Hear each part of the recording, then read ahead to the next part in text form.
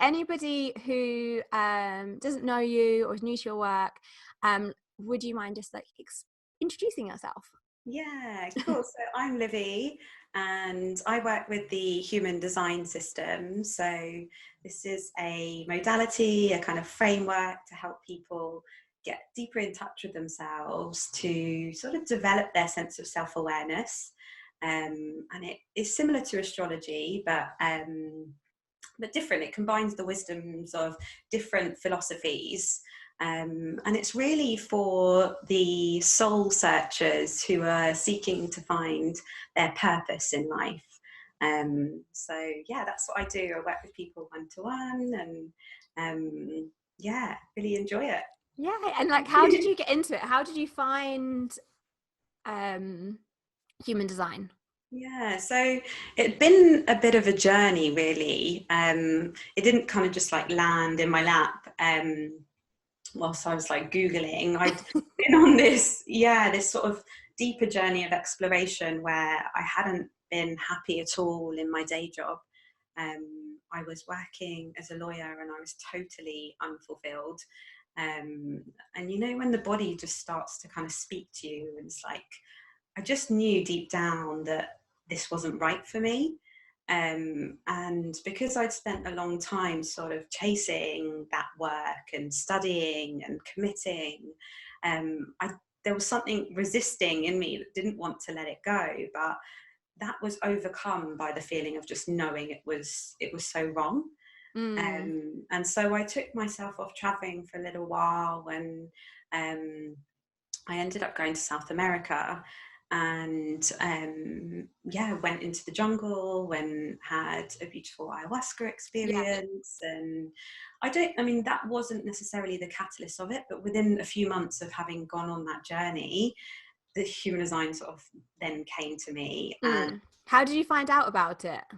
So I was joining this group of conscious lawyers at the time. I was in a group of women who were trying to bring awareness to practicing law in a conscious way. Okay. And one of them spoke to me about it, and I hadn't really I hadn't heard of it. So many people haven't heard of it before, and I'm like, everybody needs to know.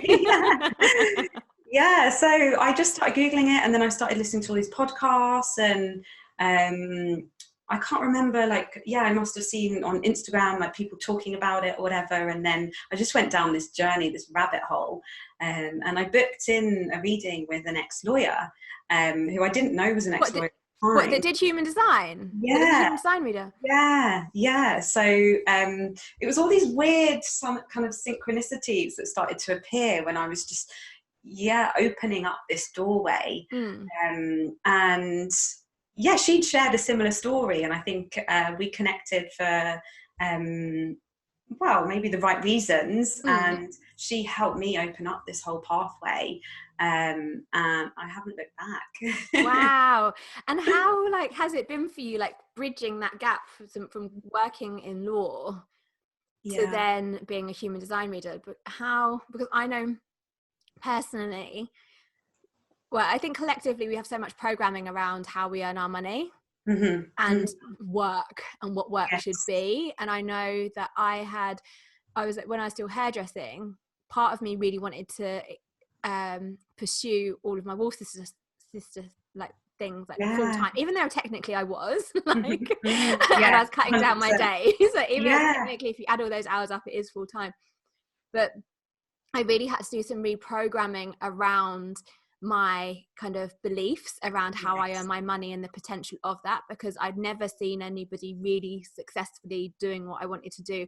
And I my boyfriend was he's Taurus moon, so he's all about financial security. Don't take any risks. He wants guarantees. And so he was like, don't give up your day job, you don't know how it's going to go, blah blah blah. And my mum was nobody really kind of got it. And I think it's just that classic, if you haven't seen someone do it, you don't know it's possible. 100%.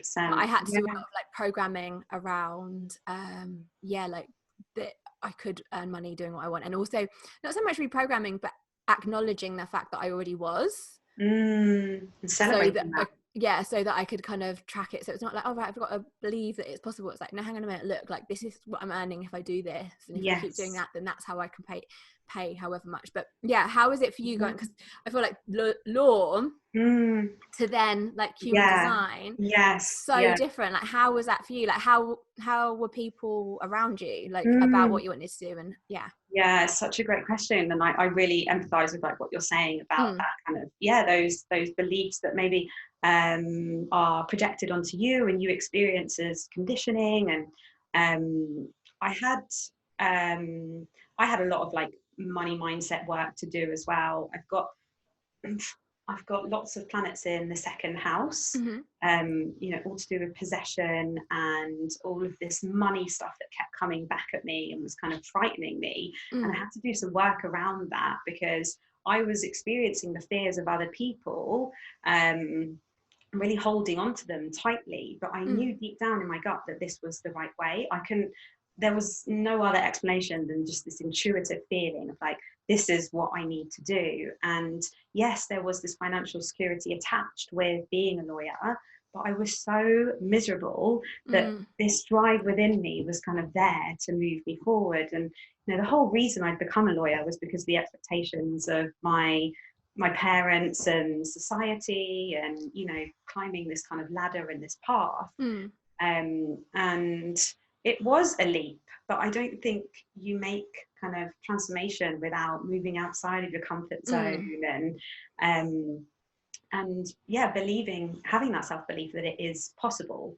I had this fear sort of mindset with the security piece. And I remember speaking to you about it a while ago, and I think you suggested to me, like, could you maybe reduce the hours down as a lawyer, which is what you'd done with the hairdressing. And I actually handed in my notice with the intention of signing up as like a freelance or more of like a consultancy type role. But human design picked up so much that I didn't have to. And then, things have just sort of flourished. When I let go of those beliefs and I sort of initially identified them around the money piece and the security piece, and just shifted and reprogrammed, like you say, I was able to move with my work more freely and not like in this scarcity. And I think that is a huge worry that people have, like, wanting to pursue their passion, but actually like, oh, I've got a mortgage and I've got 2 kids to pay for. Or a cat or a dog. Or a cat or a dog. Yeah, exactly. all of those things, those responsibilities. And the way it kind of worked for me was just to put my passion first. Even if initially it didn't it didn't bring in any money, I was like reading for friends for free, and I was just doing it because I was so passionate about it. And I think when you commit that energy to it, the universe responds. Totally. People could sort of see in the language that I was using, the expressions, even if you have that sense of like, oh my God, overwhelmed, like I've got a mortgage to pay for, then just see, is there space within your day, within your week, within your month, to start putting energy towards the things that you love doing, and see what happens. See how the universe responds when you kind of get committed and get intentional about these things. Yeah, it's so powerful. I know, even it's having like kind of creating a bit more of a budget energetically. Like, how much have you got to put towards this or towards that, or how much money have you got? So for me, I know before it's like, all right, I really want to maybe pay for this course, or I really want to go to Bali or something. So it's like, right, well, I can't go out like with my mates all weekend, every weekend. Then like maybe I can just do that once a month, and I'll just have a cheaper lunch, because I think we can nip back on so many things. We think that something's so far off, and I used to always write like lists of the things that I'd like, or a course that I wanted to do, and then be like, okay, how much money is that? And really be okay, well, because then it makes it more tangible, so then you know what you need to work towards. Or you can be like, okay, well, if I got rid of that, or if I didn't do that however many times a month, or didn't buy all these new clothes, or keep buying books keep buying books that I'm not reading, then there's actually a massive chunk of money that can go towards that. Because even like with books, oh yeah, it's just a tenner here, or it's just if you're buying 5, that's 50 quid. Yes. with your and then maybe postage and packaging on top of that. So there's so many different ways, I think, that can make turning our dreams into reality so much easier and more within reach.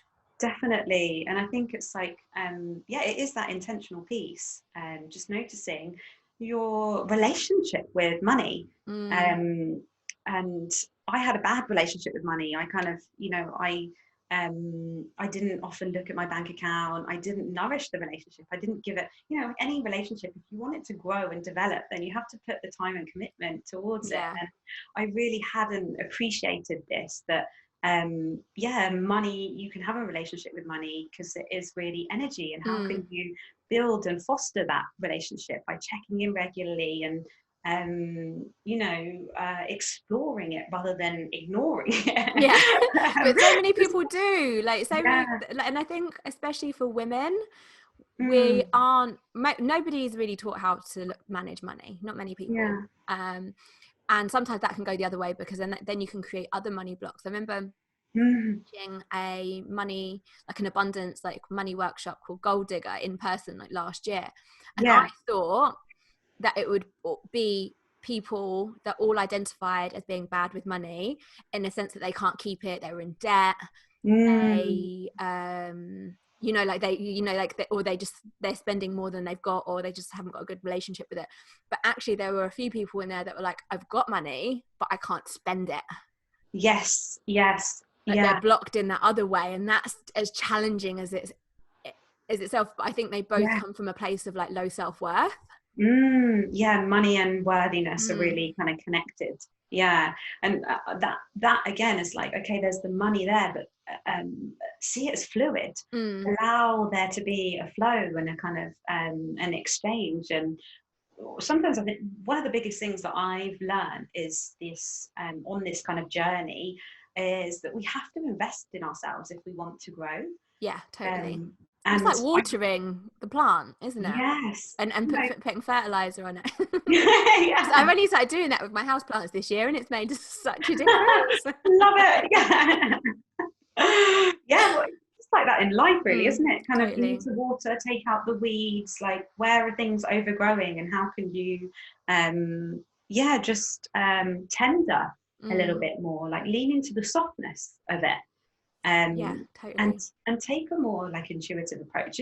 If that like money question has been tapping us on the shoulder, then allow ourselves to sort of lean into it. And I had this thing where, as I started to earn this money doing human design work, one of my beliefs around it was that it would be taken away from me.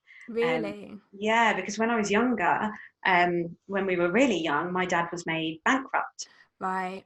We lost our house, and we had this pattern of money being there, and then it kind of it going. And so I've been working hard, and I've been kind of just watching this change.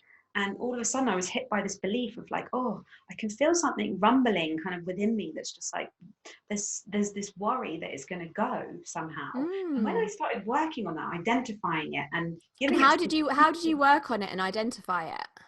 I was working with a coach at the time. Okay. And we were kind of exploring it as to why it was coming up. And and then we kind of worked through some meditations and some mantras, and I just allowed it to kind of flow, and just noticing in the body, like where I was holding on to that that kind of worry, and just allowing it and releasing it. And I think sometimes even just bringing it to our conscious awareness, it can shift things. Totally. Because then we know that, I think when it's in our conscious awareness, then we realize that we have a choice. There's so much that we do that's unconscious, so it's automatic, so we do it without thinking. So it might be just like that, I don't feel great, so I'm just going to buy this dress, I'm just going to go and buy something that I don't even love, or I don't feel great, but that's going to give me a 5-minute thing, and it's just this automatic thing. Whereas if we kind of have awareness of, I self-soothe through spending money, but actually how does that make me feel, because is that in the long term, or maybe 5 minutes after I've bought that dress, is that actually going to have soothed me, or am I then going to be maybe freaking out because I've spent money that I haven't got, and the dress that I don't feel like rating actually or whatever. But when we have that awareness, then it's like, hang on a minute, I'm not feeling great. Maybe I could either say, like, not spend that money, but do a meditation, or go for a walk, or call a friend and talk it out. And just really feel into like what that is that you need to feel supported. And then again, then you might have saved yourself, I don't know, 30 quid, 50 quid, 20 quid, depends. Like, and it all adds up, doesn't it? These small sort of life packs, and just taking control, I think, a little bit. That was one of the bigger pieces that allowed me to move through it. And I think it is something that we sort of get stuck with. Like you say, we don't really learn about it when we're growing up. No, it's good to have these kind of lessons at school. Yeah, completely. But then then the other part of me that is like, well, there's a reason why we're not taught about that. True. Like, if we were really good with our money, then maybe the world would be in a very different situation. Different people would be in charge, different things would be going on. So I always think that with certain things, that when people are like, why aren't we taught that? And it's like, I think there's a reason. I think there's a reason. Like, I do think that there's something, like, even just down to like periods. Like, I've had this conversation a couple of times, like with different guests on this series. It's like, as women, like, we're not taught about these things. It's like, oh yeah, here are the sanitary towels or the tampons, and this is your period, blah blah blah. And then you go to the doctor and they're like, yeah, take the pill. But we're not taught about how the cycle is actually working through us hormonally, what disrupts it, all of these, like, I think fundamental things that we should know. Like, I'm totally down the rabbit hole with all of this. We should know. Yes. And we're not taught. Just the awareness of this infradian rhythm that has completely just changed my relationship with my body, and honoring these different phases, and that's really what human design has allowed me to do. Explore my body on deeper levels. Really? Notice where energy is flowing, where it's stuck, where I'm taking on like the heaviness and the conditioning of the outside world, and how I can just release that. And I think, you can get quite mental with it, with human design. It becomes quite technical, and all the gates and the numbers and stuff. When actually a more intuitive and a more kind of bodily experience of it has really allowed me to understand myself on such a deep level. Someone else, like another human design reader, talk about it, but is one of the concepts, my understanding of this, like this might be wrong, but this is why I'm asking you, like, one of the things about human design is remembering who we are. So our human design is us before we are conditioned, before we have had these experiences that make us think differently and act differently, and maybe cut us off from natural innate senses that we have within us. Like, would you say that's what that's about? That's exactly right. So the idea is that we are born with our design, and it's our unique energetic imprint, and we're born perfect. There's nothing to fix. We are whole. And what happens is we tend to kind of, through life, just the way civilization and society work, we get conditioned, and that takes us away from our unique path and what our inherent gifts and our natural skills are.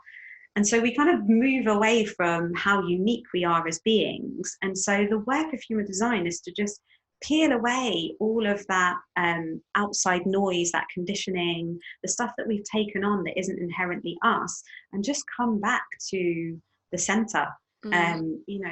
Allow within this as well is the idea that we are born with this imprint, and the body is here to be the driver. So the soul is driving our journey and not the mind. The mind is the passenger. And so there's this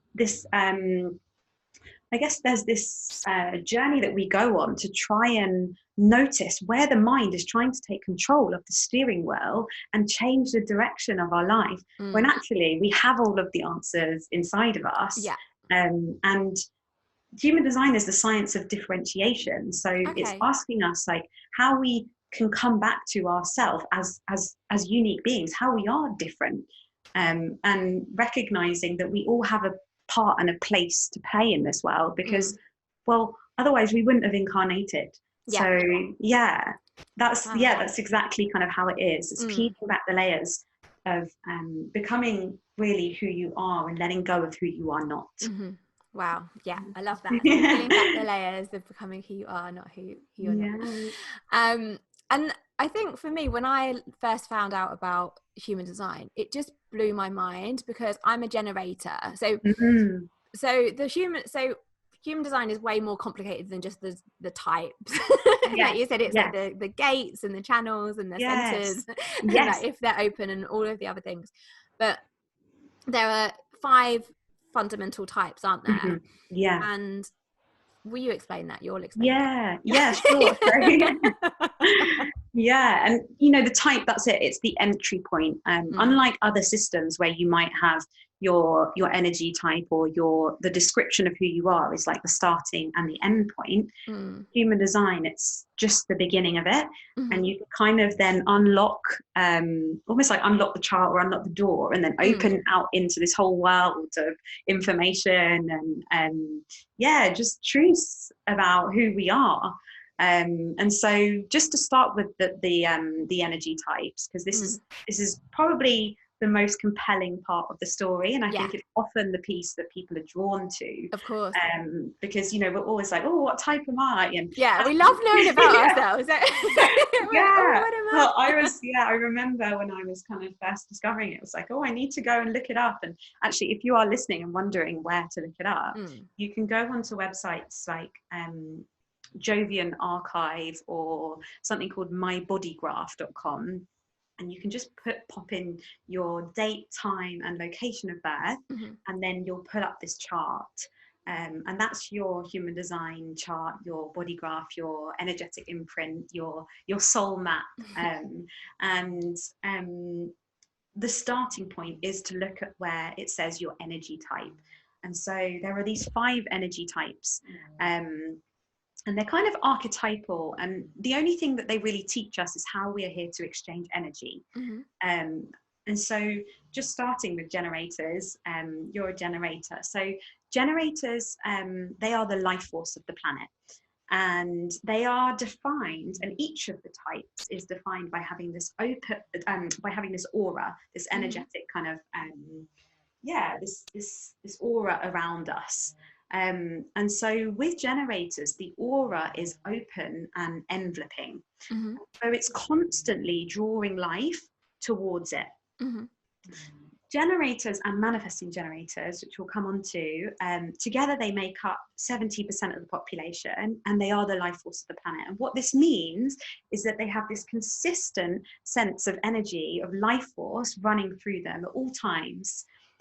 And as life comes towards them and their aura is drawing life in, there's this sense of, do I want to put my inherent life force energy that I have available towards what it is that's coming towards me? So there's this kind of alchemy that happens with the aura kind of constantly drawing life in. And then within the generator themselves, they have to sort of decide whether they have available energy to commit. And that's called responding. And it's very different to initiating, which is for the manifestor type. So manifestors are just 10% of the population and they are the true initiators.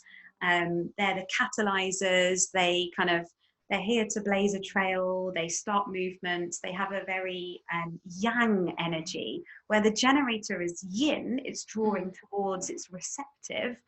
The manifestor is yang. And the aura for the manifestor, in traditional human design language, is said to be closed and repelling. Okay. I actually think that's quite heavy language to use. So the way I like to describe it is actually that the aura is kind of creating space for the manifestor to rise up. Right. So it almost like it clears the way in order for it to rise, because we needed manifestors to rise to the top. at least in the past. Yeah. And so, yeah, they are the ones that are going to initiate. Perhaps they have the ideas, but don't necessarily have the energy to follow through. And it might be the generator that comes in and is like, oh, that's an idea that I've responded to, and I want to commit my life force energy to build, to create, to do something with this. So they work in harmony, the types. And then you've got the manifesting generators, who are the multi-passionate amongst us. So they are generated by design, but they have this manifesting capability within them. And so they're drawing life in, they're responding. And once they have that response from the body, there's this moment of truth that happens where they can envision what it might be like to really commit their energy and to carry and follow through. And if after this vision they get that kind of, yes, this is for me, then they can go and they can go kind of very quick speed, the speed of a manifestor.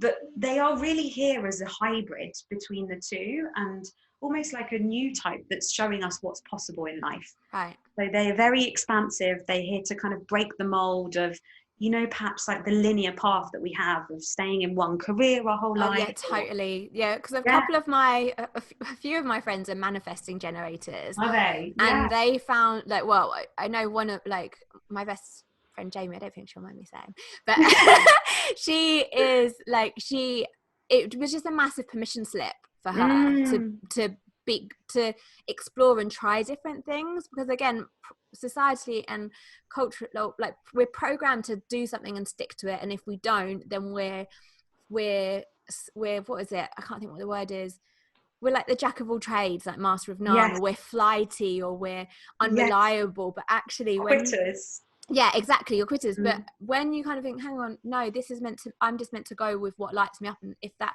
not where the energy is, like, I've got to go on to the next thing, because otherwise like, that's how I keep things in flow. And I think that when people, I think seeing that for a manifesting generator, they can often, I think it's natural to think there's something wrong with them. It's like, why can't I stick with anything? Why can't I decide? Why can't I figure out what's good for me? But all of my, like, for Jamie, since she's kind of, I mean, she's like mega powerful anyway, but I think for her, like, from sort of seeing her and knowing when she kind of around that time when she had that awareness and how things have shifted, she's really gone for things like in a different way, and she's on to the next. And like, I mean, people do like, oh, well, you've just started this, or did it not? I'm not saying that's what they say to her, but because she knows that's her design type, and that's when she's most like powerful or magnetic and just feeling better. She doesn't get stuck in the same way. It's not, it's meant to be this there's this rhythm to the way that they pulse, that actually is very dynamic. And so, if you're listening and you are a manifesting generator, and it's, you're kind of wondering, well, where do I put my energy towards? There's this kind of inventory check that you can do in your life just to see, okay, am I committing that life force energy of mine to stuff that actually, like you say, doesn't light me up? Yeah. And how can I just almost like shift and pivot and give myself permission to do that? So many manifesting generators that I read for, they take such a deep sigh of relief when I talk about this this idea that their aura is wanting to change and wanting to kind of move through these different experiences. And with each experience they'll often learn a lesson, master something, perfect, and then it's on to the next one. And when we can berate ourselves when we don't know that this is actually how our energy is here to work, and when we accept and embrace it, the universe begins. And actually, when we align with our energy type and our design, the universe will just start delivering our dreams to our door. It's so healing. And Jamie's like such an she's a really good at manifesting. And then so what are the other types? So then we've got the projectors, about 20% of the population, and projectors are the born guides, the kind of coaches, the ones that are overseeing the generators' processes, and just generally they have a more of a seeing rather than doing approach. And so their aura is described as focused and penetrating. and it really sees into what's in front of us. And so it's often I've heard it been described as almost eating the energy of what's in front of you. Okay. Because it's like it's so deep that it goes in, Mm. that it's like you're absorbing it so deeply. And sometimes, and this gives rise to what the projector's strategy is in human design, which is waiting for an invitation. Because Okay. it can have such a penetrating effect on people, Mm-hmm. the person whom they're in front of needs to open up and create space to hear and to listen to what it is that the projector wants to guide them on. Mm-hmm. Yeah, it can almost feel like it's kind of just coming back at us. So their strategy in life is to wait for an invitation before they give their guidance. Mm-hmm. So they are the ones that are not necessarily having the consistent life force energy to commit to so many things, but Mm-hmm. actually stepping back and being able to see the bigger picture. Mm. And from that place, guiding people. You often find that there's lots of coaches who are projectors. Just trying to think of famous ones. Barack Obama was a projector, actually. Really? And yeah, and this, I think, it's quite a nice example. It sort of debusts the myth that they don't have energy to, or that Yeah. they have to sleep a lot, or of course we all have this life force energy, but Mm. it's just about noticing, where am I putting my energy towards something that actually doesn't really feel aligned with how I came to express it. Mm-hmm. So Mm-hmm. for me, the example was like having all of this, just trying to keep up with the generators in my work as a lawyer, and Mm. wondering why I was constantly sort of like, how can I not keep up with everyone? And when I just aligned and trusted that the more natural role was this overseeing, sort of guiding, Mm. and when I, allowed space for these invitations to come in, everything shifted. Yeah. And I saw the power of living in my design. And yeah, it's a beautiful thing, the shift that happens when we consciously really use our energy. Yeah. Because it's only a little, it's just a little shift, like that permission slip. So for me, Mm, so I found out, so I'm a generator, and then I found that out, and at the time I'd handed in my notice at the salon, and they were like, please don't leave. They didn't want me to leave, so they said, like, yeah. can you just do like one more month and do like 1 day a week? So I was like, okay, like, Mm, just phase out. Did it, and I always for like years I'd felt like I just had adrenal fatigue, and I was just tired all the time mm, because I was doing too much. I was working, doing all of my stuff with Wolf Sister, and I was working, like, I was only working part-time. I was only working a few days a week, but it was just a lot. So I just thought I was just yeah. tired from doing all of those things.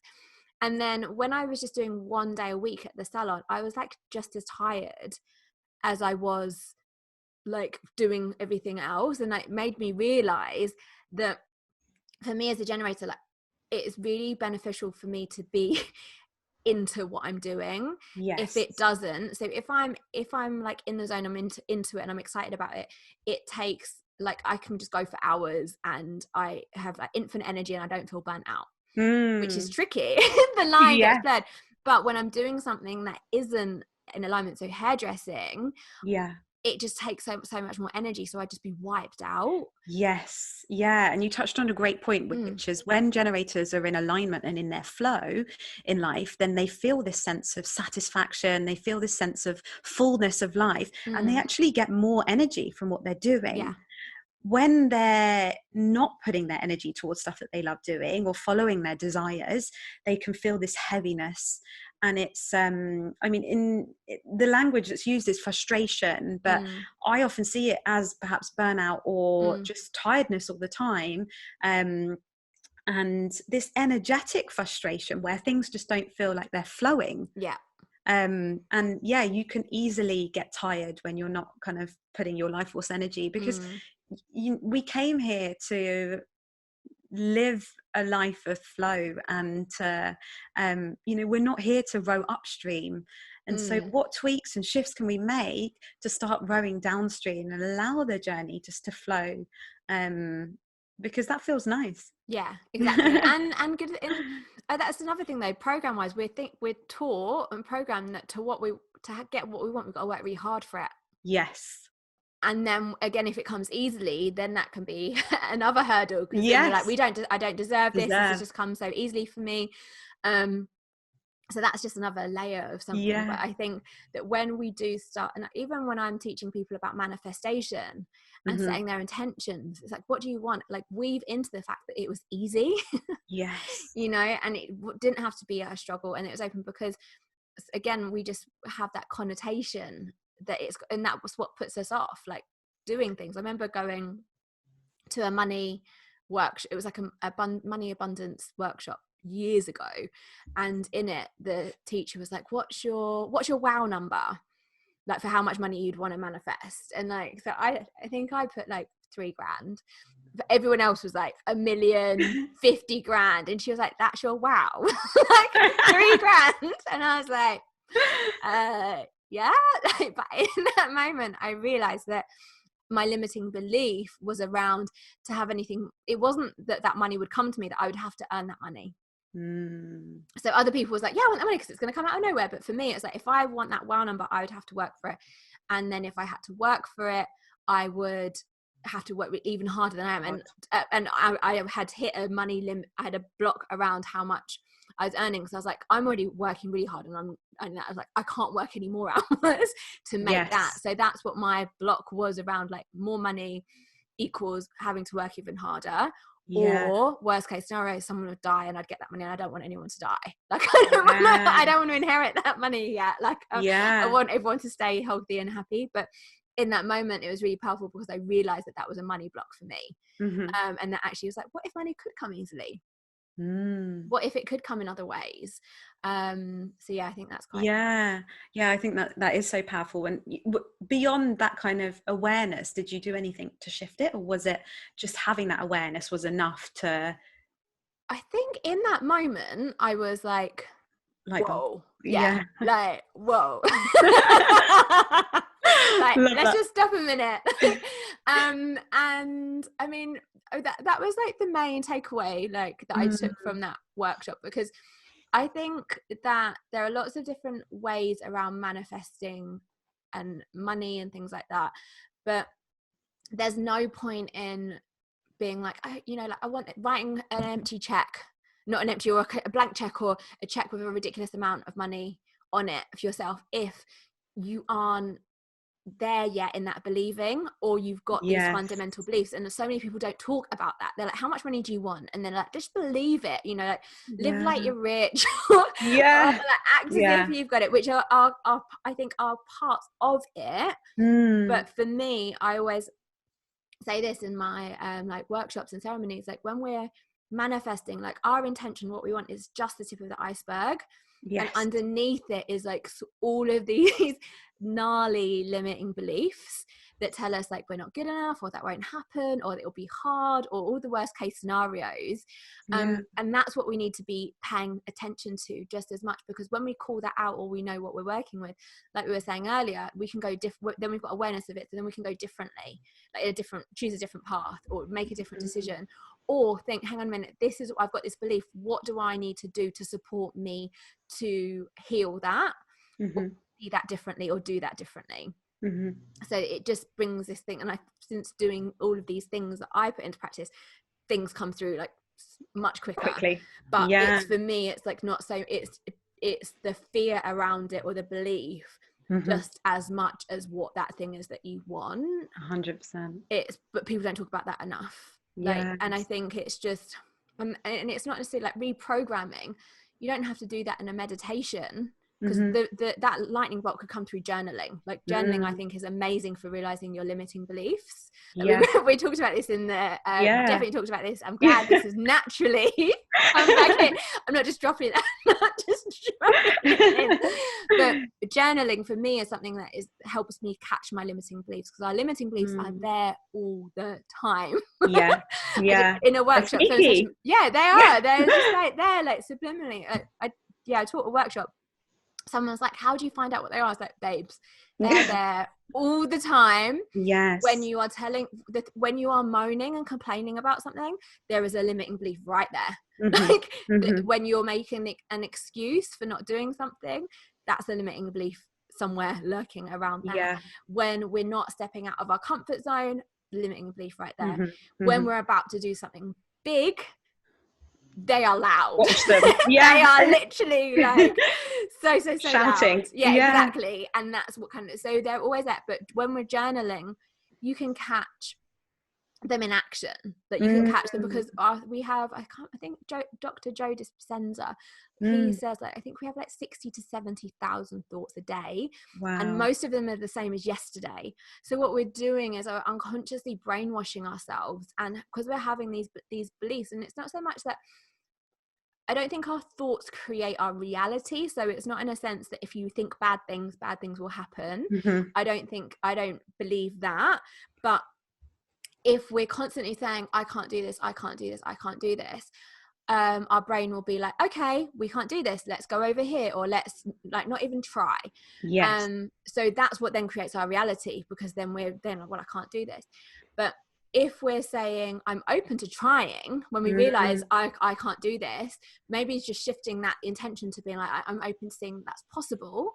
Yes. Or I'm open to someone to support me to shift that perspective, or an experience that's going to open up that door. That's when things move. But when we're journaling, we're catching those thoughts in action. So when we journal regularly, I'm saying we, like, this is what I find when I do it like regularly, I start to catch myself when I'm moaning about something a lot. Yes. Or I'm complaining about something, or I'm like, this is hard.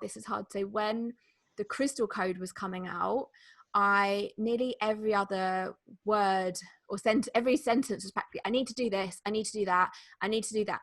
And that was just in disguise this fear of failure. Because it's like, and I was feeling so overwhelmed, so burnt out, because I need to do this, I need to do this. So I'm just failing already. There's no way that I can do all of that.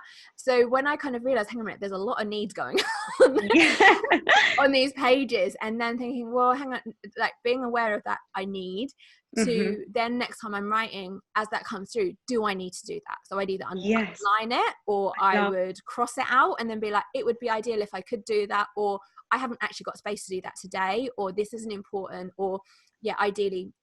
But then we can start to shift, and when we kind of like shimmy pivot like that, and we have that awareness, then I created like affirmation or intention with that, of like, it's safe for me not to do everything because it's already happening for me. And that shifted so much. So I think journaling is just like a really powerful way to catch those limiting beliefs as they come up. Definitely. And I think if you're like, even if you if they're not coming to you in journaling, I see this in human design, we're kind of born with these inherent fears as well, and there are ways to start alchemizing them and seeing the gifts in them. So just as you identified, you know, there what was kind of coming up with the fear of failure, there's this protection piece in there, and the fear of failure is a common fear that, you know, we see in humans in you know, all the time, really, and it can hold us back from doing what we really want. And in human design, we sort of say how to alchemize this fear is by having the trust that your bright idea or your work will be recognized by the right people. And so all of that worry can just fall away, because whatever it is that you're kind of putting your energy towards, that will be recognized, and the right people will find you. Now, the gift in this comes from knowing which ideas are worthy of energy and which ones are to release. And when you start to kind of play with this and shift it from a fear to a gift, and to almost like an awakened state with it, that's when the magic happens. Yeah, totally. That's when we start to transform. And so all of these fears that can kind of show up differently in our design inherently, but then I think with the added pressure of like experience of life, they can really bubble to the surface. And just that noticing piece with the journaling, it's so healing, isn't it? Mine sometimes like they're moaning, or like, or business meetings to myself, and I'm like having these ideas, or just making my life easier, because I had it before where I was like, I don't know, what was that? I bought something online and it'd come from America, but to send it back, I'd have had to have paid for like the shipping. Yeah. And I was like, I'd had it all packed, and I was like, look, I just need to get them back. So getting some money back is better than not getting any money at all. Yeah. And then as I was journaling, like, I've got some like loads to do today. This is what I need to do, or like getting back to need, like, but blah blah blah. And then I just had this idea to eBay the shoes. Amazing. I was like, oh my god, this has just made my life so much easier, and I've not lost any money. Yes. And I would have never have had that idea if I hadn't journaled. So that's why I journal nearly every day, because it just clears my mind, and I think that that's part of what helps me have my best ideas. Yes, I think all kind of creative ideas, and they're born from this place of silence, aren't they? When we sort of turn down the noise of the outside world, then we hear that intuitive hit sort of speak to us louder about totally. you know, what it is that we need to do. But when we're so in the motions and so distracted, then that wisdom doesn't come through to us. And I love those kind of light bulb realizations. They're beautiful to kind of witness, and when we start leaning into that, they appear more and more, I think. Well, I think you know the sweet spot. So you know that, oh god, I'm not going to have my best ideas staring at my laptop or scrolling through Instagram being like, everyone's amazing, I'm crap, everyone's doing all these cool things and I can't even. That is not where you are going to have that download. You will have, like, I know from me, when I kind of am feeling blocked or burnt out, and then part of me is like, you need to be doing stuff, like you need to be working on this or promoting your book, but as soon as I step away, I'm like, no, I need to relax and rest and recharge. That's when the ideas come through, but I'm like, no, I'm supposed to be resting now. Yes. No, but then I have to catch it. Like if I don't catch it, the energy goes as well for me. So it's that balance. But I do know, like I said, that's when they come, so it's easier for me to just step away from the laptop or the like just trying to kind of the distraction, or just forcing myself to do something if it's not flowing, because I just, like I said, I have those experiences would have always been there, but maybe not so often because I'd have kept trying to push through. But now when you realize, oh yeah, when I chill out, when I do something that's not related to work or something, like, because I love my job, but to think creatively and think of like courses or other things, it's a different headspace. Definitely. Like, complete different headspace. So I need to have time and space for that to come through. But like I said, like if I'm like trying to, like, even I think for me with the best bits of like Luna were when I'd had a break or I'd gone off to do something else, and then it's like, then I'm like up all night, but I just gotta get this out. But then when I've like, right, today is writing day, I'm like, nothing comes through. It's funny the way that happens, I think. And if you're just creating the space for them to come through is and just allowing them to flourish. And I think there is this dance, this sort of alchemy that happens when we give that space and knowing the point. And if there's something that's just like stuck or it's not flowing, the medicine that I've realized for me is to just take that step back and be like, okay, totally. Just tune back into the body and just allow and turn off all of the noise, and then all of a sudden, before you know it, something will rise to the surface. And whether it be, you know, meditation or it doesn't even have to be meditation, it might just be as you're washing the dishes or chopping up some veg or like even I've started having it where, like, I'll go for a run. Say if I'm, I don't know, trying to think of a title for one of the podcasts, and you know, you're like, it always takes me a while to get to titles. It was always like a few cringy ones and cheesy. But then whenever I go, like, I found like that, noticed a few times that I'll be out for a run, and then just at one point it's just like, oh yeah, of course. Like, of course that's what I'm going to call it. Or of course that's that extra little word that I need to add, or something that I'm working on.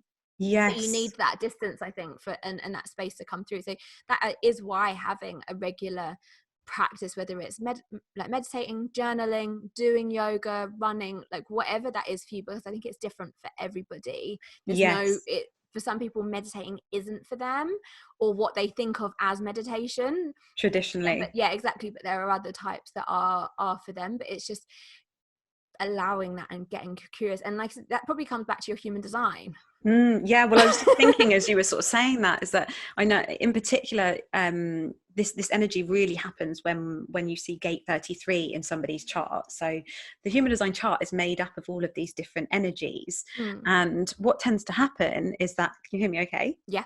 yeah what tends to happen is that with gate 33, it's called the gate of retreat, and you really need to take space on a daily basis to retreat and to be alone and be in your own space. Gate 12 is another one. Gate 40, there's kind of like need to take time to be alone. And in those alone moments, or when we're on our own, that's when the ahas come through.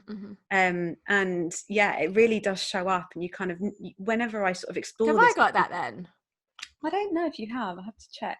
I think generally as like a concept, but you notice it. It's like when I speak about the retreat, I mean, these people also need to like physically sometimes go on retreat online, just to kind of, create that space themselves, because the outside world can be overwhelming or whatever it is. There's just this need within them, to kind of to create the space and to retreat and turn down the noise, or to, get the feet barefoot into the ground, or whatever, taking time away really. And so that's why it's beautiful to sort of know like these inherent sort of energies within us that we can nurture and we can feel into, and take what works for you and leave what doesn't.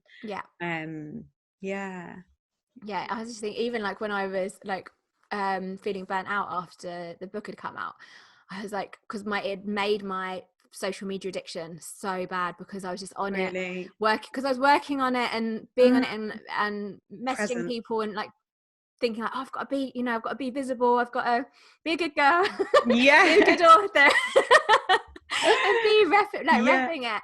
And I wanted to, because I was excited about it. It wasn't like just that, but I think I put so much energy into it, and I think I felt so much more confident about Luna than I did the Crystal Code. I think purely because it was my second rodeo, but I felt so burnt out. And then after, I was looking at, there are these retreats that you can go on, and they're like these cabins in the these cabins in the middle of nowhere called I think it's called like Unplugged Rest, and they're these cabins, but it's digital detox. So you hand in your phone when you get there.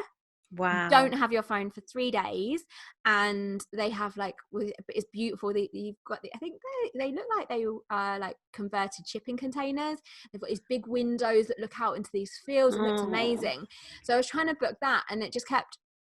They had a date that worked for me, and then it was free on one bit, but then it wasn't. So I emailed him. He's like, sorry, no, it's available. Then there was another date. Oh, he's like, but we have got these dates, and I was like, oh, do you know what? So I rescheduled some things so I could go, booked it, and he's like, sorry, someone had literally just booked it and we hadn't had time to update our system. Oh no. So I was like, hang on a minute. For me, again, when something doesn't flow, that's a sign, that's a no. Yes. For me, like, don't force it. Even when I was trying to pay for it, there was something issue, it kept not going through, so it only ended up letting me pay for the deposit, not the whole thing. And that, when something's glitchy like that, for me, that's usually a no sign. And then when he said, okay, that's a no, and then actually what came through for me was like, I need to get better at being still and retreating where I am, and not thinking that I have to go somewhere else and do something drastic to do that. Because 100%. I need to, this is a sign that I need to be implementing better boundaries in my everyday life, not just being like, see ya, here's my phone, and going off, but actually doing things differently in my day-to-day life, because then that's sustainable and long term. And like, it's not like I definitely can't afford to like go off on retreat, go off like every go and stay in a cabin in the woods, like as nice as that. Exactly, as like, and it looked beautiful, and I definitely want to do it, because I think that there'll be something. But also part of me was like, I'll have all these ideas and I can do all of this and I can do all of that.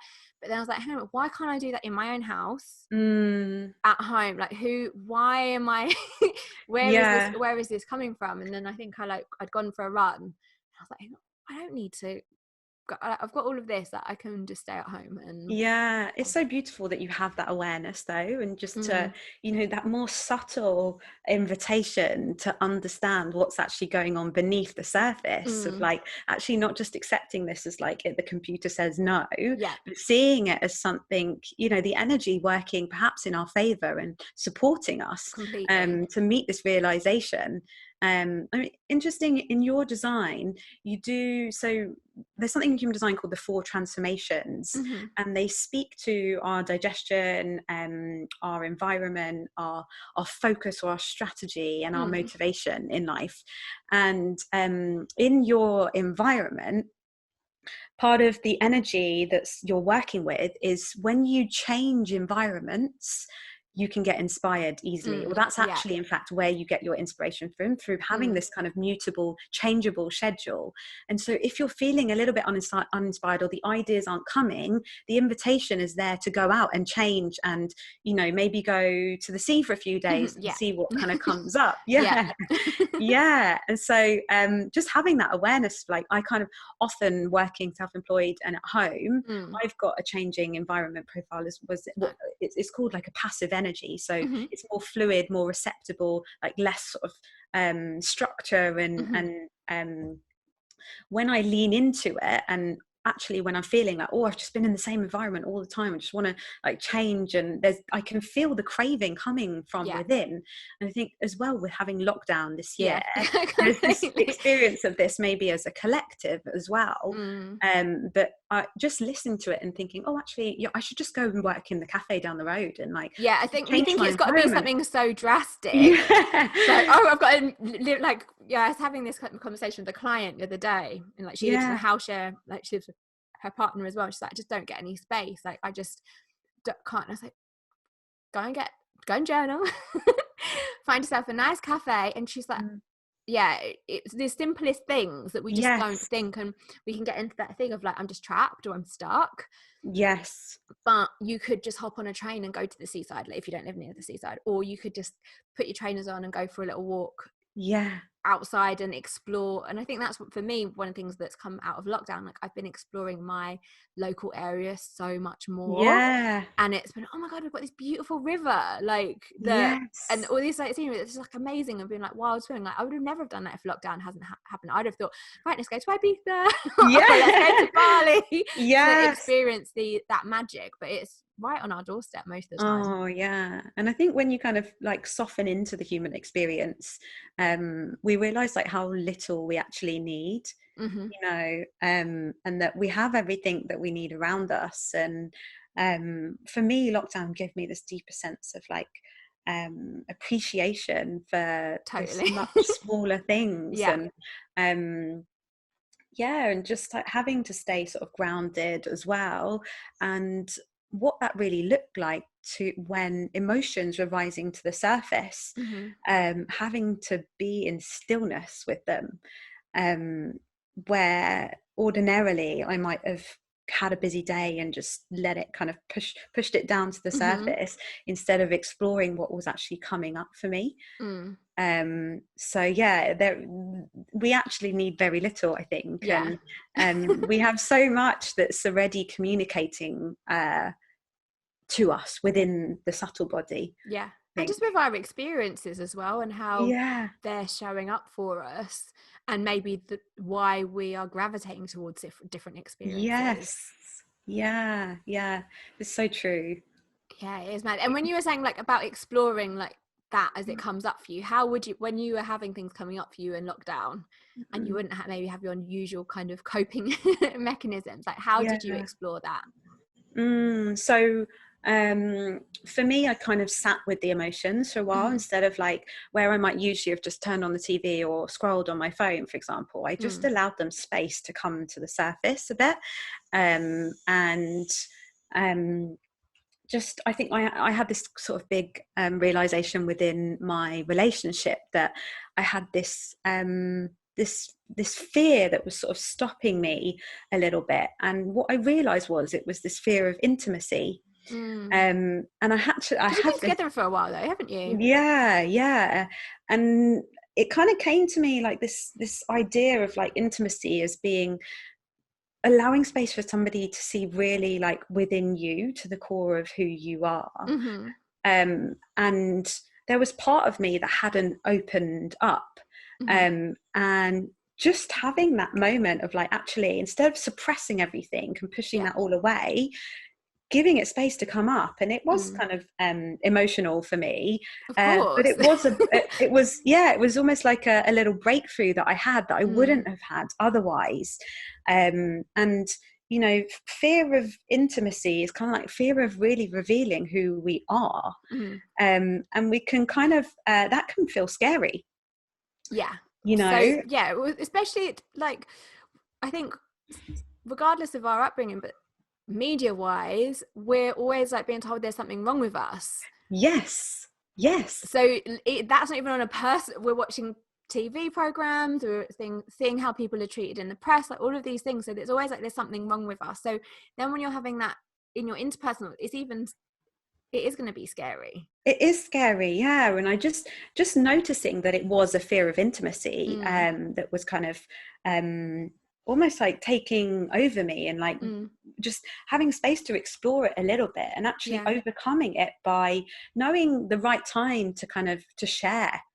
And tuning into where I was feeling it in the body, and allowing myself to kind of move through that energetically. If that was like in the chest and as an anxiety piece, just giving that space to kind of to breathe and to love it and to accept it and to nurture it, instead of just pushing it away. And actually which we do because we're scared. I think that's we're just scared. That comes back to, I mean, most of my clients, if I do a tarot reading, I'll bring in Brene Brown at some point, because I love her.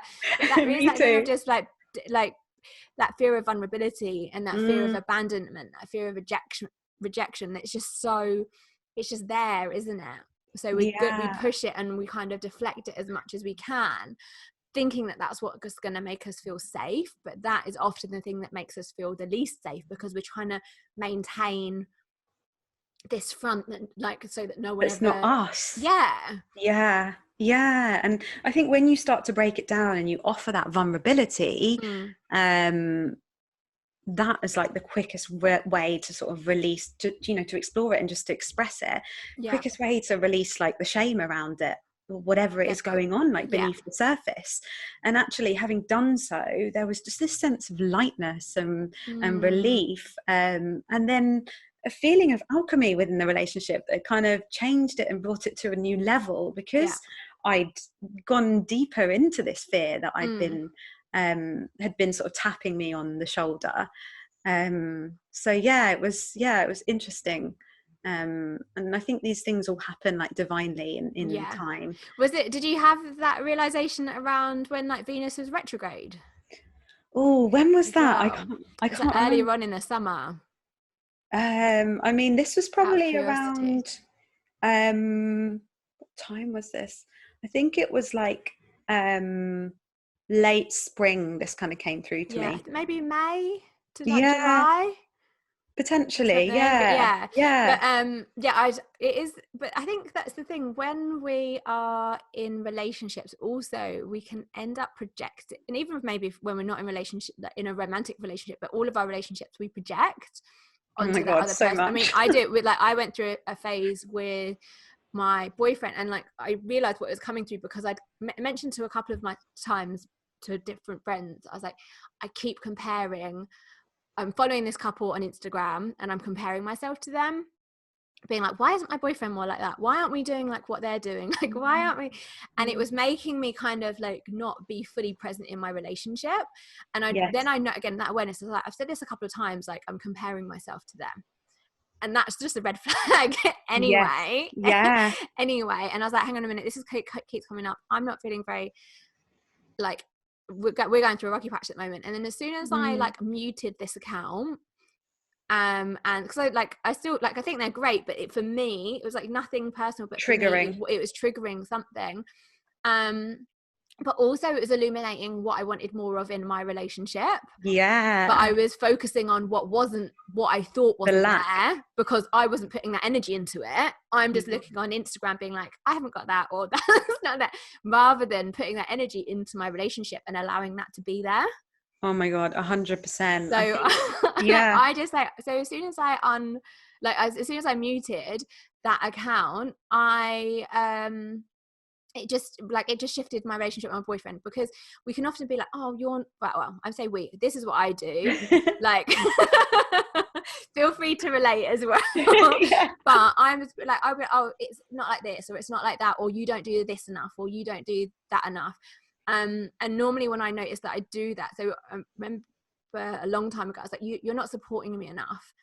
And then as soon as I said that, because when you start to wake up to these things, you're like, you just smell bullshit all the time from yourself, and have to call yourself out. Because as soon as I said to him, you're just not supporting me enough, I was like, hang on a minute, how am I supporting myself right now? Like, I'm projecting so much onto him.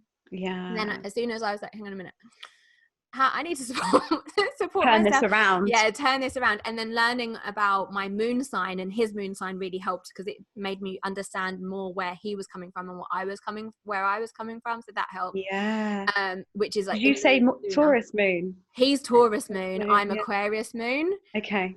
So his Taurus moon is like security, stability, and mine is like, I want freedom. Yeah. Complete opposite. I mean, he's Aquarius sun anyway, but even like when we bought our house, it's so triggering, because we've put all this money into it. We've never owned a house before. It was an ex-council house that had only had one owner since the 50s, had hardly had anything done to it. My boyfriend's in construction, and we just had this romantic idea of what it would be like to renovate this house with no idea. And we're like, yeah, we'll do one room at a time, and it was just so stressful. Like, it was, we were so naive. Even my boyfriend's dad said a little while later, because we're grown-ups, we didn't say, Mum, Dad, come and look at our house, like the house. Come see. We saw it. I was like, oh, the light, like I really like the light, and the like really old rose carpet, the furniture. That I was like, I really like this. Like, yeah, let's put an offer in. And my boyfriend was just like, potential, like we can knock that wall down. We can do all these things. So we put the offer in, and like it all went through and everything. But my boyfriend's dad said, like, when they came round, he left, he wanted to cry, because he thought, like, what have they got themselves into? My gosh. I mean, the house, like, my boyfriend's like, I can't take any, like, I've obviously the design style, but the building and stuff, I can't really take any credit. And it's nearly done. Like, we've been here 4 years, but like, I don't even know where I was going. Oh yeah, so his Taurus was like, I love you, I'm going to build you a house. Oh, okay. I love you, I'm going to like, here's the security, here's the stability. And I'm like, if you love me, let's go on holiday. Let's just get away, let's detach. Yes. And get away. So it was so like, we were clashing, because we were tension. Completely different. But as soon as I realized, oh, I need more freedom. Again, I need variety. I need space. I need to be shifting because what I was doing was like, oh yeah, I've bought a house. I've just got to be at home all the time. All my money's got to go in that like not that I had any money left, but everything's but it was just not right for me. No. So understanding. So now we have this like unspoken kind of understanding, and because I know that about myself, I don't have to pressure my boyfriend to show up in a way that he can't. He doesn't know how to. That's not how he works. But then that brings so much empathy into our relationship. But then it's again back to, oh yeah, I need to support myself. Oh yeah, I need freedom, I need change. Me being at home, even though like I was saying earlier, craving that hermit vibe, like I do need to go out and do need to do these other things that light me up. And that's been so like transformative. But yeah, like as soon as I catch myself projecting onto him, it's like, again, that's like, oh yeah, there's some work that needs to be work here. Yeah. And it's different. Like sometimes like relationships, like they are toxic and some people are in situations and it completely isn't about you. Yes. I think it's really important to say that, because like I know in the past I've been in situations where I've been like, oh god, it's me, like, and they're gaslighting you, but actually no, that there is, I mean, it is quite nuanced, but there are different like red flags and green flags, I think. Yeah, definitely. I see them. I was just gonna say, I see them as like great mirrors for us, you know, and I think if we have that awareness of just turning that, like you were doing, turning it back to you and seeing like, what's going on here for me actually, that's like so healing. Yeah, totally. So healing for the relationship, without you even necessarily having to have a massive chat. I think communication is so important, but we often think like, I know sometimes I'm like, right, I get a bee in my bonnet. Yes. Let's just talk this out. And that's the Yes. last thing that my boyfriend definitely wants to do. Yeah, I know. But if I just let it be, things, he opens up in a different, we talk about and work it out, but in a completely different way to how we think it should be. Yeah. That makes sense. Yeah, definitely. I think just understanding each other's needs, you know, and understanding how they are inherently. Like, I know in my design, I'm an emotional person. And so giving myself space to allow myself to move through these waves of emotion, before actually getting clarity on getting my truth on things. Whereas Andrew, he is non-emotional, and you know, his decision making comes instantly. He doesn't need space and time to sort of breathe, to work through it all, and to, you know, dive into the solar plexus, the emotion center.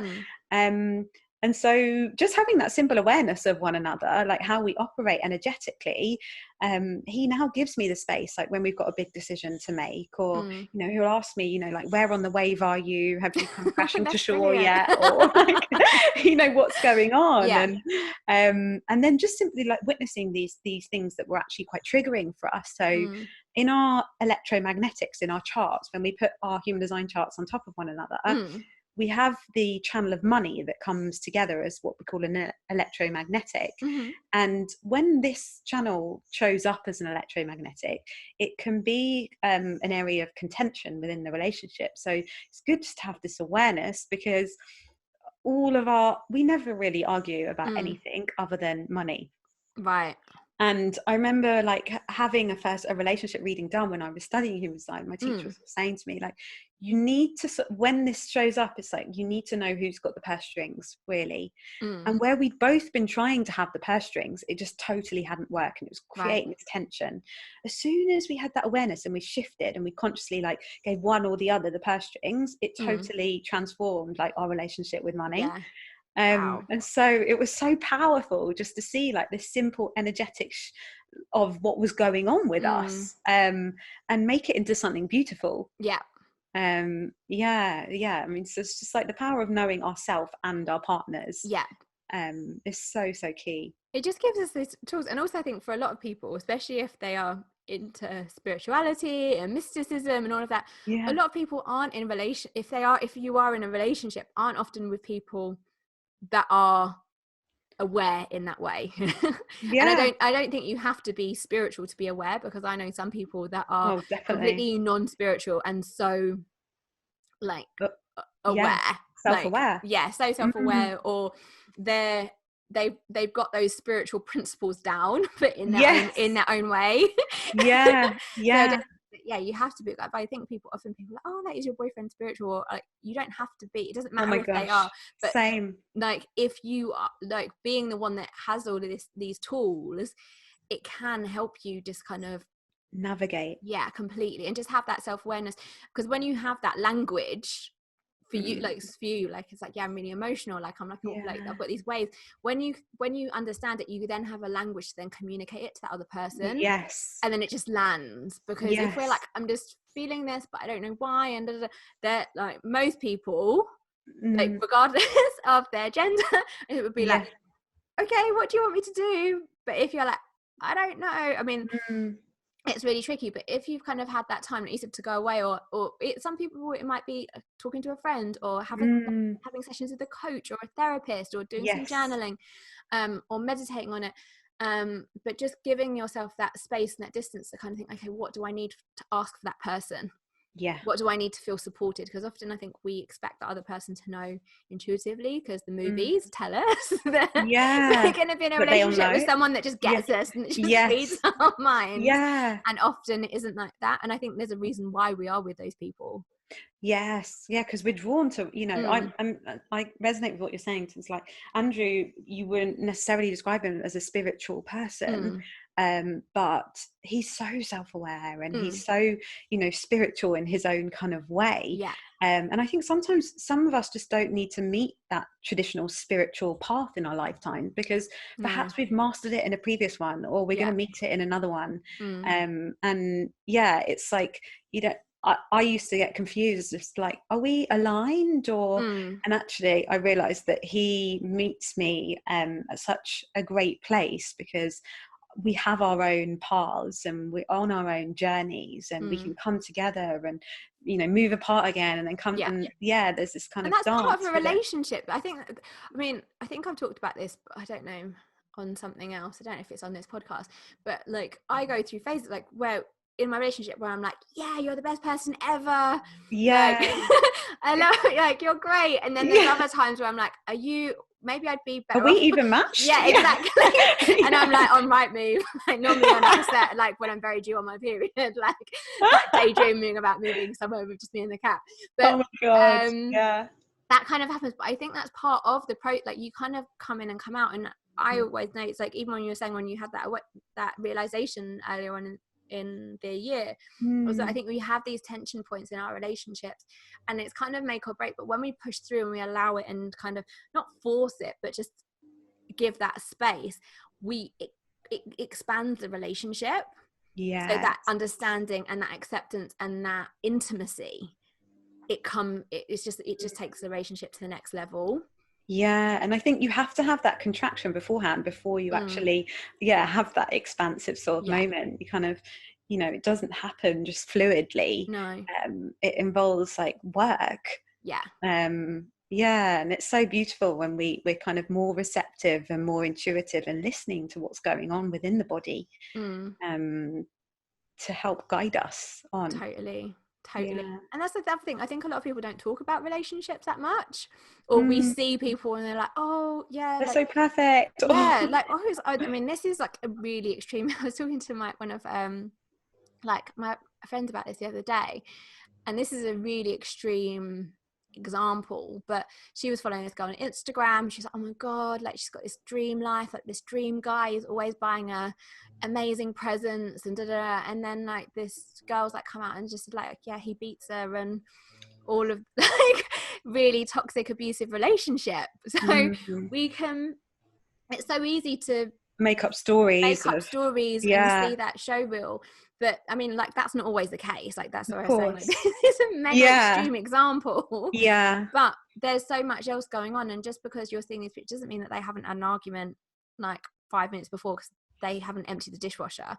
Yes, absolutely. or something. Like, you just don't know, or that it's that like toxic positivity piece, isn't it? And I think we have to remember, as we're scrolling and online, that we are seeing a fraction, like a fraction of these people's lives. And I think always take that with a pinch of, you have no idea what's going on for like the 99% of the rest of the time. So to then compare ourselves and we'll feel like we haven't made progress, or whatever area of life is.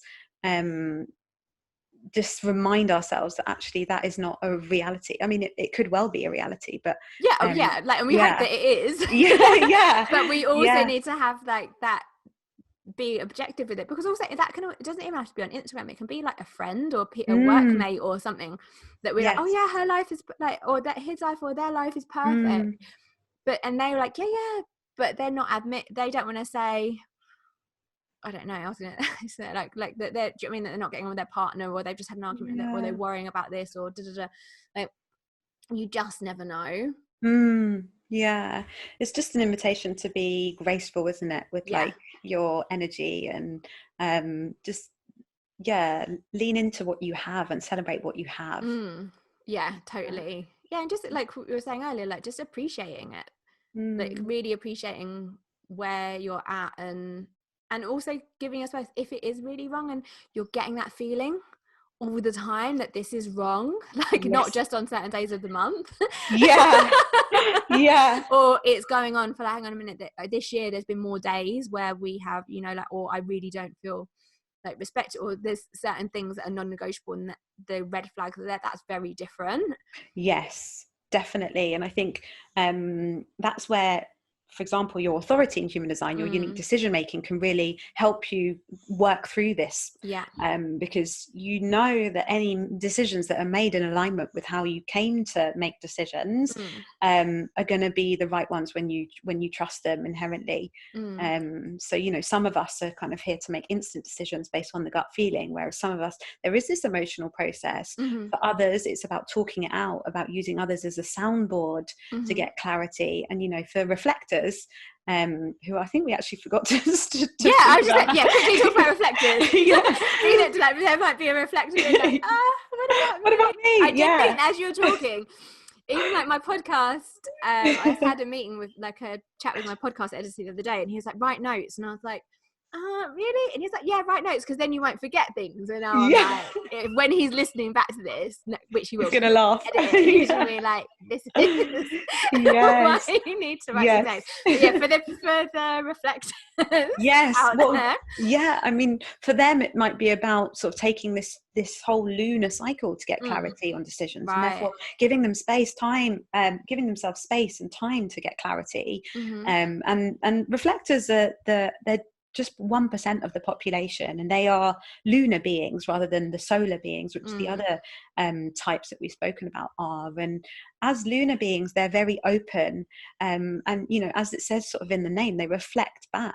So they tell us all like the temperature of what's going on.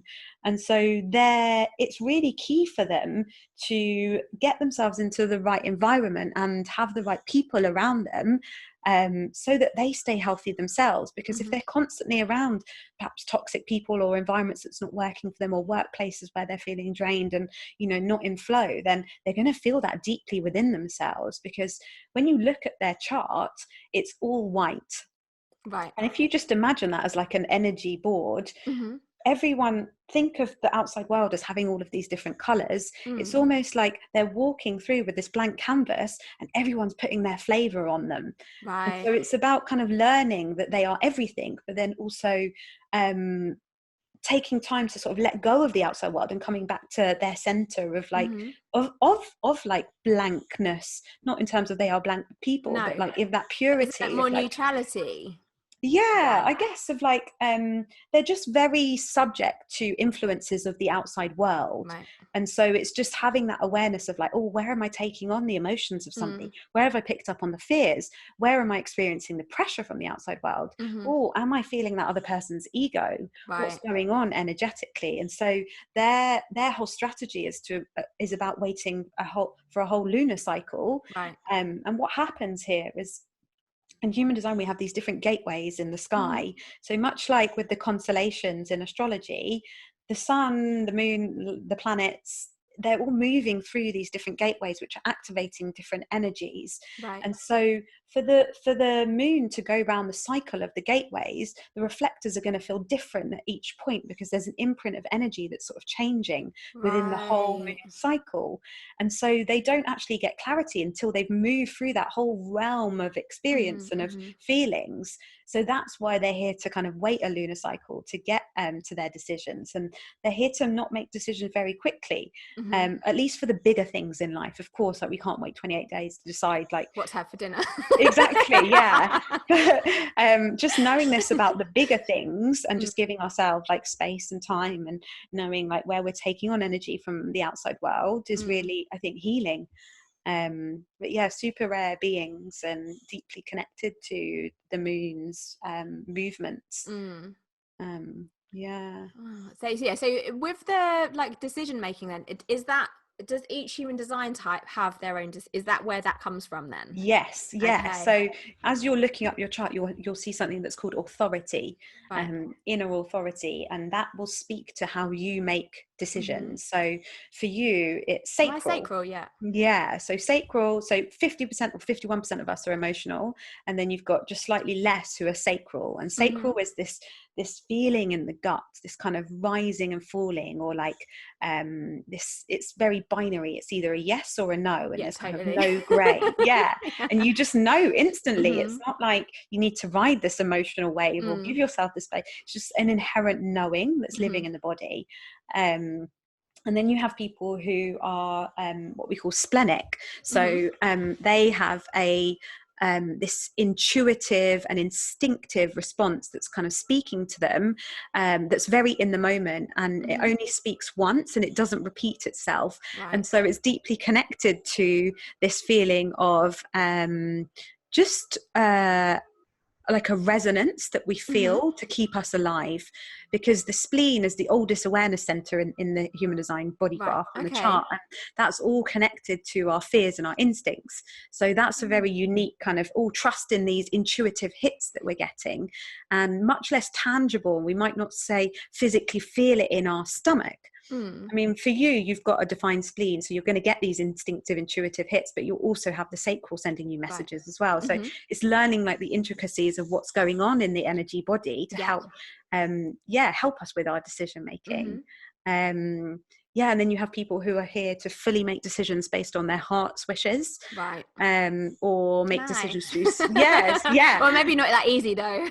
Wow, yeah, exactly, because this comes with it, this big sort of responsibility to just let go of what others think and actually just go on after unapologetically the things that we want in our heart. And you know, we're often conditioned to sort of serve others and put others before us, whereas for these people it's energetically correct for them to kind of really just pursue their heart's wishes and let go of that noise of the outside world of like, oh, I should be doing this. And then, you might have people who speak it out, or who have these people that they can soundboard off, or there's lots of different sort of unique, but you've only got one, and that's just your inherent decision making. And when you trust in it, then you and you align with your design, then you know that things will fall into place in the way that they are meant to. Oh, amazing. Yeah. That's so nice. And I think that's the thing, and they do, don't they? When we trust ourselves and we understand what our process is, and sometimes that just is reflecting on like going back at those times, maybe the few times that you have trusted that or gone with your whatever that is, or naturally how that's worked out. It gives us kind of more proof and confidence to trust that more going forward. Definitely. For me, it's been a game changer, like trusting in my emotional authority, like not committing to things in like the height of it, but actually just allowing things to kind of breathe a full cycle of like being up there, like in the the high, that this feels amazing, and also coming down to the low of like, oh, this is not right, and actually no, I don't want to commit my energy to this. I've saved a lot of money by like not acting you know, I guess instinctively on like buying courses and stuff now, which I used to all the time, and now I just give myself to move through that emotional piece. And you know, because I did find that so my moon's in Gemini and my sun's I've got loads of planets in Gemini. I'm like very curious by nature, always wanting to like learn, and like I'm always on to like the next thing, very changeable, just like, you know, this air energy. And what I realized is that I was missing this piece of integration with it all, that I was just going from one piece to the next, and I wasn't actually fully integrating, you know, the work and doing that piece of really recognizing what was going on, but actually just striving for the next thing, you know, like the next reading or the next course, or you're smiling like but that's how I felt when with the book, that's what's coming through for me. It's like that burnout was also like integrate before you go on to the next thing. That's what was coming up for me massively. But again, we don't, and I'm thinking about it because with the moon phases, it's like the moon phases and the moon cycle is like a strategy or a guide, and it shows that what that perfect whole process is. We think the process is make shit happen. Have the idea, go, done. Like, but actually when we work with the moon cycle, it's like the new moon is like the new idea, the waxing moon making it happen, that waning, that full moon energy of that culmination. And that doesn't necessarily have to mean that happens in everything happens within a month. Normally it doesn't. So the bigger things don't happen that quickly. But then the waning moon after the full moon is about releasing and letting go and making space. But the dark moon, which I don't think people talk about a lot, and it's coming through for me a lot more at the moment, is that integration. Yes. Is that stillness, is when that we need that pause, because again, like we were saying earlier, that's when the ideas come through and we're going back into that new moon phase and we're going. So that's why it's like trusting that we're exactly where we need to be. And even with the tarot, you have the major arcana, which are 22 cards that represent the kind of like stages of life and the process. And it's not like you start with the fall and it starts with the fall and it ends in the world. It's not like you get to the world and you're like game over, like you can either just chill back, like chill out, I'm done. It's a spiral, it goes round. But actually understanding, hang on, where am I in that process? I think it just gives us a little bit more I just don't know, that's just spaciousness, because you know that there's another step. We can think that we're stuck. Yes. Often because we're resisting where we are, or we're just not making a decision. Sometimes it's like, just make a decision. Don't have to be passive to get things moving. And the decision might be, I'm not going to think about this for a little while. The stillness. Because it's not coming through. That might be the decision. Or the decision might be like, I'm just going to book that course because I keep thinking about it and I'm resisting, and all of these thoughts are coming up as like, oh, it's a lot of money, I don't deserve it, or what if that fails, or what if I don't make money out of it, like all the things. Like, just book the course. Just book the course, because then you'll know. And it's that process. But when knowing that, hang on a minute, well, maybe I am in that waxing moon phase and I'm like, I'm feeling inspired and want to make things happen, but knowing that full moon phase like is good and things might get a bit intense potentially, but then in that waning moon phase, or when you're in that waning moon phase and things are releasing, maybe not even on your terms, like maybe you've just found out that you are getting made redundant even though you hate your job and you haven't wanted to be there for a long time, or your friends have told you that they're moving out, or you've got to move place and you're like, oh, like that can be that waxing moon energy where you're kind of but it's creating space for that new beginning. I love that. But understanding that cycle, everything in nature, it's cyclical. I think for me, it's like, hang on a minute, this isn't going to last forever, but this is part of that process. So as soon as we realize that that's part of the process, it's like, how can I get comfy here? Embrace. Like, what's the best thing to be doing right now? Then it's like, okay, well, if I'm in this phase, like for me, for example, with the book Full Moon launch, and then waxing, the like letting it be out in the world is the kind of waning. And the dark moon is the kind of just integrate, pause and reflect, and then go into that next thing. So I think there's so much when we understand that, it gives us permission to, I don't know, and maybe just reassurance. And also just the awareness that life is cyclical itself. You know, it's full of highs and lows, and it's a journey of transformation. Like, things don't stand still, or, you know, if we're having this low moment, then there will be a time where the light comes in as well. And it is cyclical and it changes, and we change with it as well. And you know, you've got the gate number 5 in your chart, which is all about the attuning to natural rhythms of things. Like loving a I wasn't sure if that'd be the same. It's there. So you know, having these rituals in place and then aligning to the natural rhythms, and just what really the wisdom or the gift that comes with this energy is patience.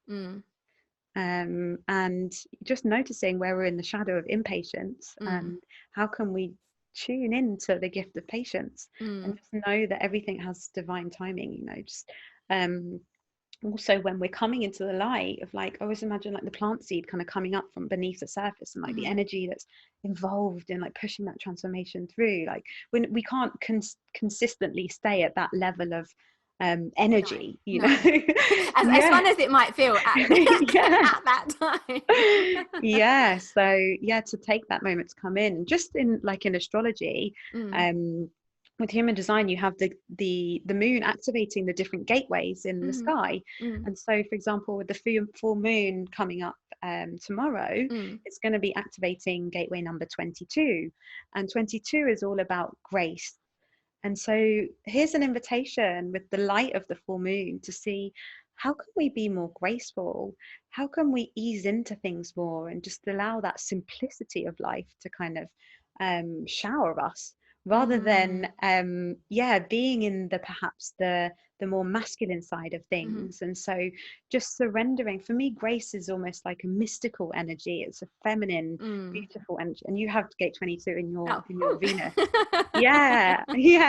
in your Venus, in your human design. And it's really nice to start knowing like how these different pieces sort of come together and build up the picture. But it is similar to, you know, so we'll have the full moon in Aries, and naturally there's an energetic imprint here that's happening. But also with human design, like there's an invitation to look at the energy of what's going on there. And it's having and working with these natural cycles and these rhythms thing helps realign us, I think. Totally. Yeah, it's just like these just check-in points. Yeah, I think, because when we're checking in, that's when we're in the here and now. Like we're in the present, and that's where when the magic happens, when we're here. Not when we're like, oh, is this going to happen, or when is that going to happen, why hasn't that happened, or that hasn't happened, or, you know, all of these things. It's like, hang on, just where am I at now, what is coming up for me. That's where I think we feel best in ourselves. Yes, yeah, definitely. And you know, I witness you do this so beautifully. It's like I've learned so much from you about the way that you you integrate and you move with the cycles. And I think having that higher level of awareness and that consciousness is kind of part of your light in this world. Even in your chart, you know, you've got the sun in gateway number 17, and gateway 17, it lives in the mind center, and it's sometimes about sort of substantiating opinions, but overall the energy that kind of comes with it is this attunement to higher levels of consciousness. And if we think of the energy of the sun as our life's work, as that kind of masculine father light that we're holding on, then we can have an idea or get an idea about what our purpose and our place is in the world with human design. And then you've got the earth energy, which is how we ground that. And for you, it sits in gateway number 18, which is all about, sits in the spleen. It's this intuitive wisdom about how to fix things, how to make things better. Now, your moon energy is going to be the thing that's driving you, the driving force, almost like the elder daughter that wants to help the mum, shine the father's message or the light, you know, of our life's work. And that for you is in the emotion center, and it's all about these emotional experiences. And through these emotional experiences, we can understand ways intuitively to help us do things better or fix or perfect things. And so with this, and so with this, it's like overall, you continue to shine your light of consciousness. And I think this is such a beautiful medicine to know and to help us see and understand our place in the world. Thanks, Beth. Little mini reading. My pleasure. Can't wait to listen back. I'm going to listen back to it. Well, I mean, I do anyway, but I'm going to listen back and take extra notes. Oh, this has been amazing. Thank you so much. My pleasure. I've got two more questions. Sure. Something that I ask everybody on this podcast is that if you could go back to another phase in your life, when would that be? And that could be to like just enjoy it, or to tell yourself something, give yourself a message, or something that you took from that. What would that be? I think it would probably be when I was in my early 20s and I was feeling very lost and confused about what I was doing. You know, I'd graduated with this degree in law, and I was potentially on this path to become a lawyer, and I was just so lost. You know, that early 20s kind of difficult period where you're just trying to navigate life. And I probably would go back and just tell her, like, it's going to be okay. You know, just trust, and things will fall into place. You don't need to pursue aggressively, to hustle, to, you know, to strive. And when you surrender and listen, I mean, at this point I was having like severe anxiety and attacks like regularly. That was just so overwhelming that I just tell her to kind of to trust in life. I think that would be it. So lovely. I'm sure there's someone that's listening to this as well. It's probably like, I needed to hear that now. Absolutely. And because I think that's such a beautiful just message and medicine. Just because again, we are just told, like, we do think to get we've got to strive and hustle, and the harder we work, the more likely we're going to get what we want or be deserving of it. But actually just being ourselves is enough. Yes, yeah, you are enough just as you are, and lean into your uniqueness. And get your human design chart ready. Yeah. Oh my gosh, I wish I'd had it back then, but I know that I wasn't meant to have it then. The mic just dropped again. Mic drop. Yeah. And yeah, I know I wasn't meant to have it then, and I know I was meant to meet it, you know, later on, of course. And yeah, and I guess, you know, just it is just another phase that was just a phase, and it's temporary. Yeah. And for anybody that for anyone who wants to find you and work with you, where are the best places to get you? Yeah, so I'm on Instagram, and my handle is at Live Your Design, so LIVYOUR design. And my website is actually changing, in the process of changing at the moment. So it's going to be www.embodiedhumandesign.com. Oh, I love it. Yeah. So we're kind of, there's just been a shift in my work, which is kind of tuning into the more, the subtle body and the body consciousness piece within human design. And so, there's kind of like it's taking on its a new life. Wow. And so, you can find me there, and I've got a free Facebook group that you can kind of join the human design conversation. So, I love it. Thank you so much, my love. Oh, thanks for having me. It's been beautiful.